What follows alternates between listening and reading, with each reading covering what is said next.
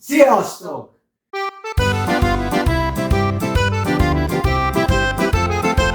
Eljöttünk nyaralni Olaszországba, én, Lala és Morán.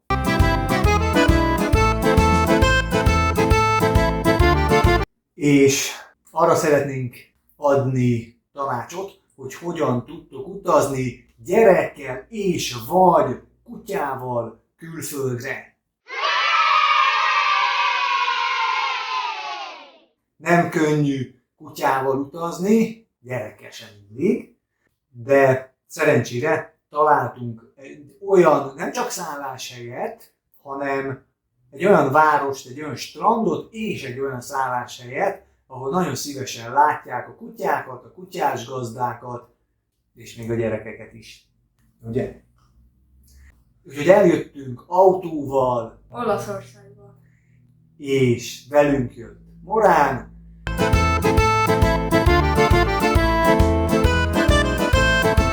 De mielőtt elindultunk, természetesen körül kellett nézni, megcsináltuk a magunk kis kutató munkáját.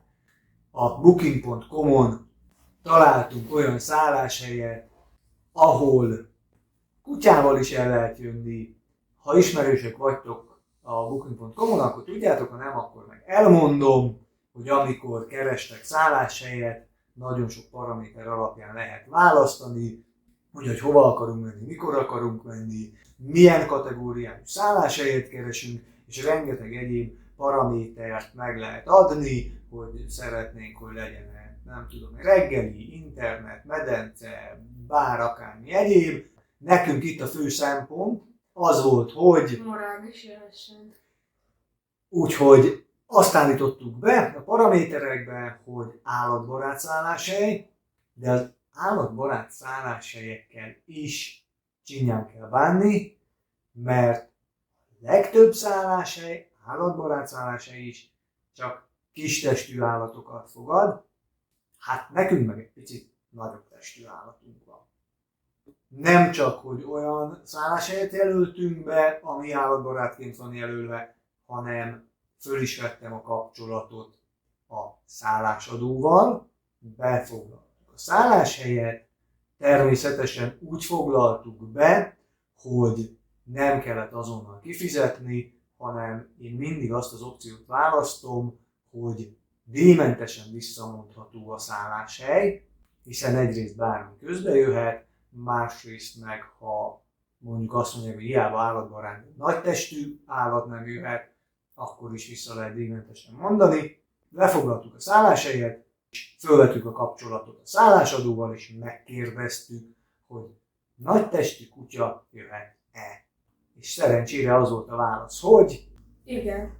autóba pattantunk, eljöttünk, és itt vagyunk Caorle városában, Olaszországban, egy Booking.com-on foglalt apartmanba, ami szép, tágas, van egy szép nagy hálószoba, egy fürdőszoba, és egy nagy nappali és konyha, ahol mindannyian elférünk, és mindannyian nagyon jól érezzük magunkat, de ez még nem minden, mert nagyon sok kutyás gazdával találkoztunk, meg kutyás nyaraló emberrel találkoztunk.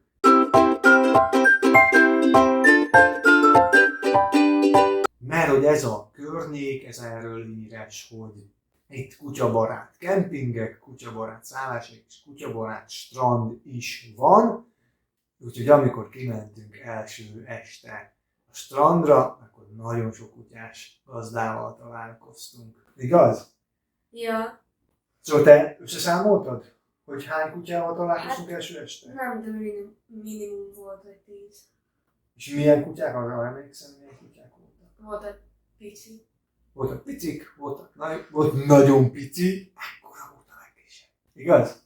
Nagyon cuki pici. Voltak ilyen morán méretűek. Szóval egy igazi gyönyörű kutyabarát hely, úgyhogy kutyásoknak, családosoknak, bárkinek, aki szereti az állatok közelségét, egy nagyon jó kis hely, úgyhogy ajánljuk, és ha kerestek kutyabarát szálláshelyet, akkor természetesen ott van a Booking.com, ahol ki lehet választani azt, hogy milyen paramétereknek megfelelő szálláshelyet szeretnétek keresni, szeretnétek találni. Autóval jöttünk, Szlovénián keresztül, 2 úton lehet megközelíteni ezt a helyet. Az egyik az Szlovénián keresztül, a másik az Ausztrián keresztül.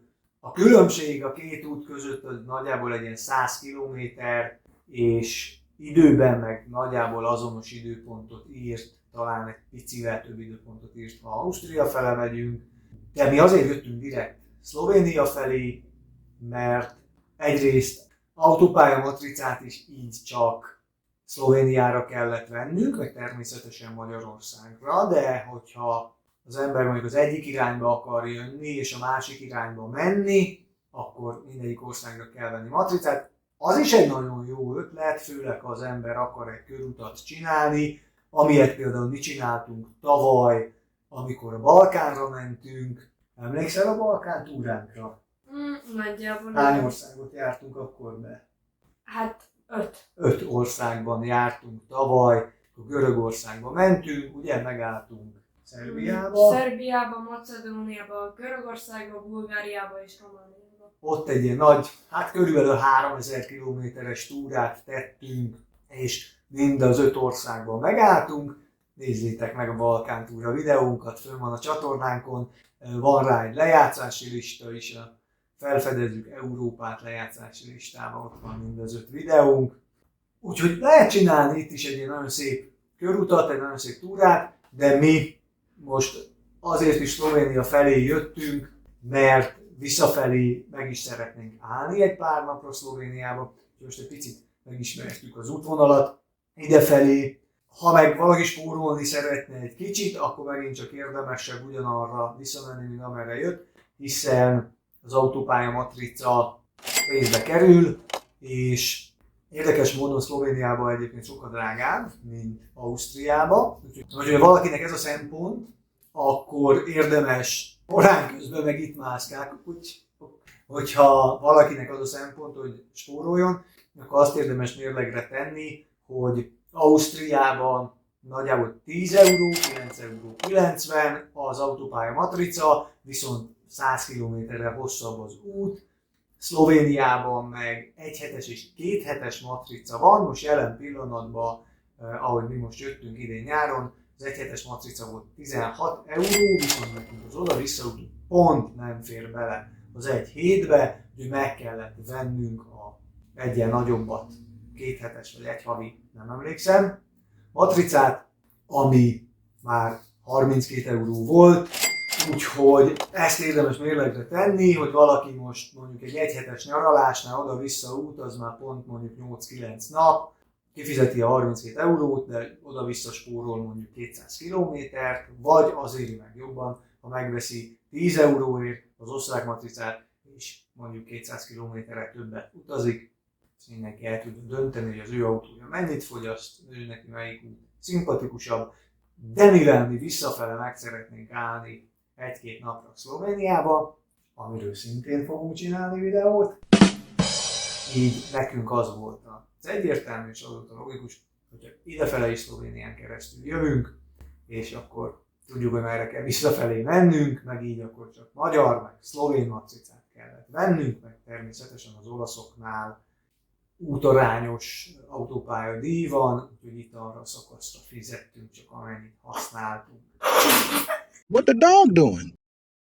Szóval itt az olaszoknál meg útarányos használati díj van, úgyhogy annyit fizettünk csak, amennyit az autópályán mentünk. Mennyire volt hosszú az út idefelé? Hát mivel megálltunk egy jó párszor, elég hosszú volt. Kb. 7 óra. Hát nem is volt az olyan sok. Görögországban sokkal hosszabb volt az út. Hát ja, de én azt hittem, hogy rövidebb. Nem is olyan sokszor álltunk meg, talán 2 vagy 3-szor. Vissza kellett fordulni 2-ször. Jó, az más. Vissza kellett fordulnunk, otthon felejtettük 1-2 dolgot. 2-szer.